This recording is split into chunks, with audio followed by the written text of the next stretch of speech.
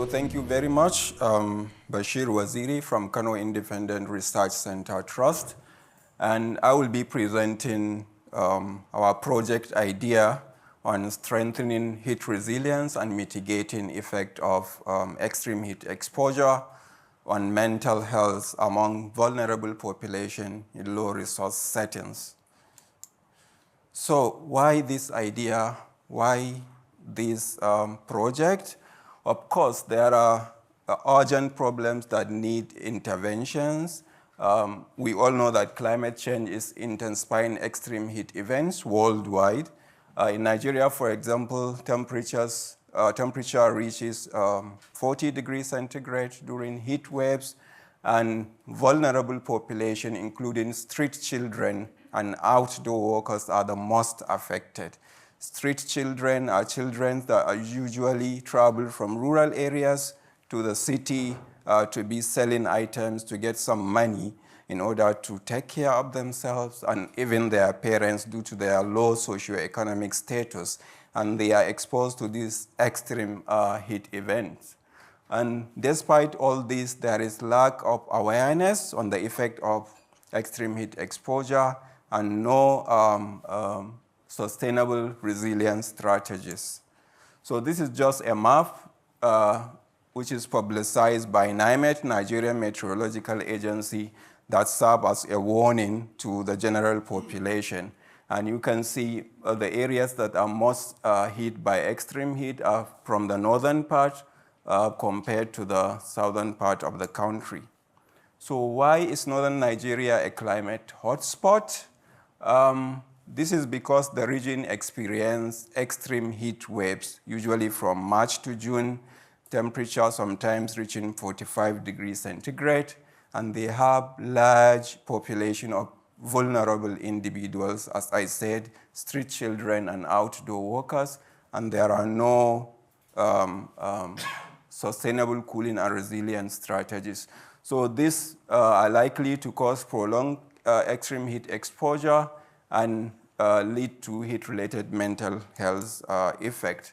So our project is an integrated, holistic approach that intended to be conducted in Adamawa, Borno, and Kano State. And why we selected these states is because they are among the states that have high annual temperature during the season and with large population of vulnerable individuals. So the project is built around 3 pillars, so we call it 3-pillar strategy: climate and heat exposure surveillance, biopsychosocial research, and community-based heat resilience intervention.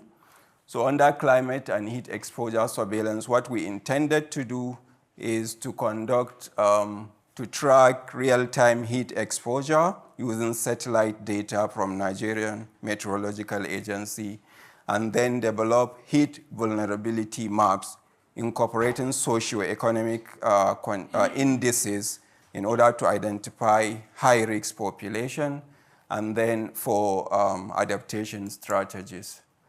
The second arm of the research or the project is trying to understand the link between heat exposure and mental health issues in our own environmental settings.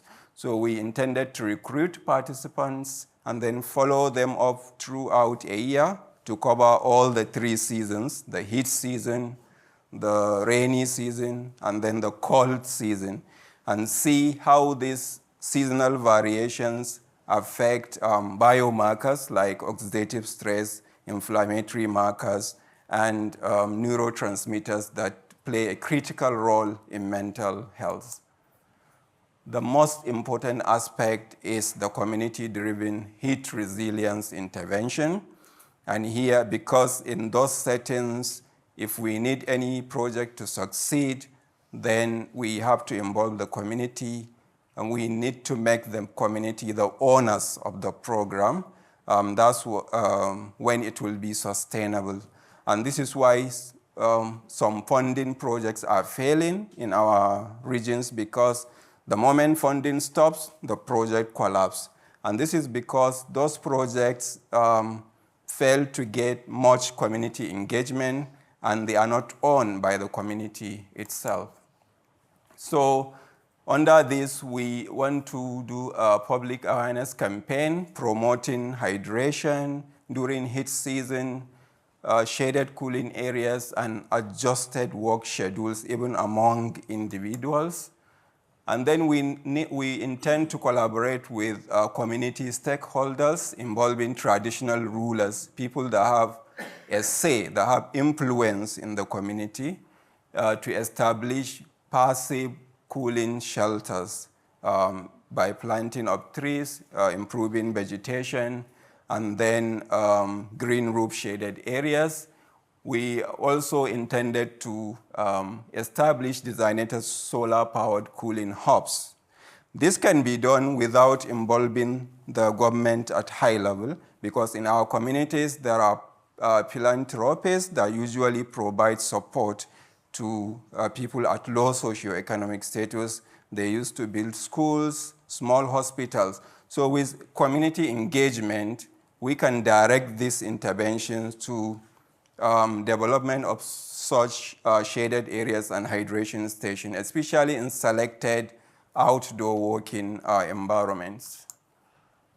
This is the most challenging aspect, but we intend to conduct advocacy and engagement to involve the government, the private sector leaders, and labor unions. They are important because they are pressure groups, so they can maintain pressure on the government and then follow up for policy reforms and interventions.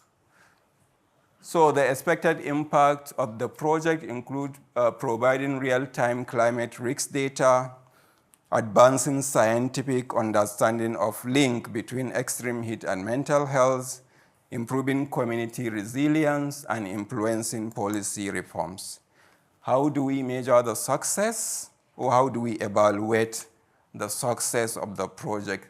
So we want to assess the mental health outcome improvement using pre and post intervention mental health assessment. We also want to measure community engagement metrics involving the number of individuals that are trained and enlightened on heat resilience strategies, and number of communities participating in the uptake of the intervention programs, the cooling programs, and then the accuracy of our heat vulnerability map in identifying high-risk areas for targeted intervention. So we will be collaborating with various sectors, but in this aspect, I would like to call on experts from the international organization in Africa and all over the world to let us network to see how we can develop this project and how we can implement it successfully. So this is just the summary of the project and its 3 pillars. So in conclusion, we are optimistic that through the 3 pillar integrated approach, our project offers a sustainable, scalable, and reproducible model to protect the most vulnerable population. So it can be, if it is successful in northern part of Nigeria, it can be replicated or reproduced in another similar climate. So I call on partners, funders, and I'm happy that yesterday we have presentation of similar project conducted in other areas. So after this session, I will hope to see a follow-up meetings in order to guide us in Nigeria, especially in Kano, to see the success of our program. So thank you very much. I would like to acknowledge the Physiological Society and welcome Trust for supporting us to attend this event. I would also like to acknowledge my center, KRCT, for involving me. I'm a physiologist, so I'm part of the research team, but I'm not alone. We have others, but they selected me to come and present this idea here so that we can get networks, we can get guidance from experts worldwide. Thank you.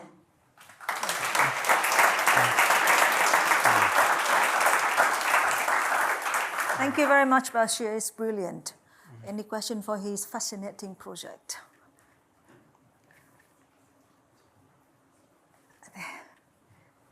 Rachel.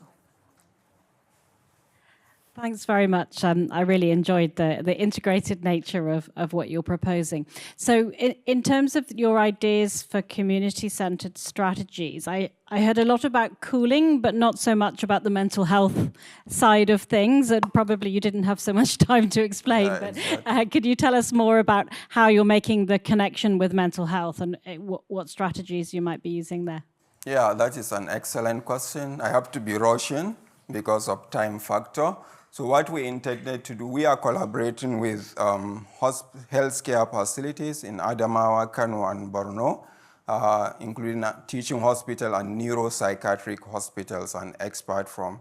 So we will engage those experts in mental health assessment. When we recruit the participants from the beginning, we will have the baseline assessment using mental health assessment tools. I'm not a psychiatrist. And then we'll follow them up to see how they are improving and how these markers are changing in each season, during the heat season, during the rainy season, and then during the cold season. So at the moment, this is what we are trying to do about the mental health assessment. And the selected participants will be recruited from the field, but they will be invited to healthcare facilities where those assessments will be conducted. And if we identify any individual with urgent need for intervention, mental health intervention at that right time, we have psychiatrists who will address and attend to the problem. At the back. Sorry, the gentleman at the back raised a hand first.